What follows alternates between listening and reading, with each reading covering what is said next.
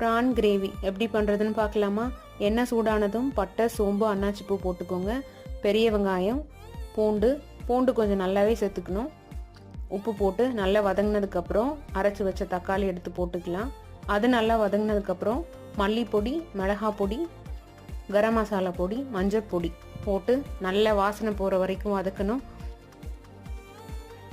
Next மிளகு பொடி போட்டு வதங்கினதுக்கப்புறம் கழுவி வச்ச ப்ரான் எடுத்து போட்டு கொஞ்சம் வதக்கிக்கோங்க. கொஞ்சம் வதங்கினதுக்கப்புறம் மூழ்கிற அளவுக்கு தண்ணி ஊற்றுனா போதும். மூடி வச்சுட்டு 10 நிமிஷம் வேக விட்டு எடுத்துக்கலாம். நெக்ஸ்ட்டு தேங்காய் அரைச்சி அதில் ஊற்றிட்டு கடைசியாக கருவேப்பிலை, கொத்தமல்லி போட்டு இறக்கிடலாம்.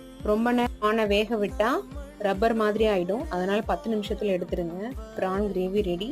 சூடான சாதத்தில் கிரேவி போட்டு சாப்பிட்டா ரொம்ப நல்லாயிருக்கும். ட்ரை பண்ணி பாருங்கள்.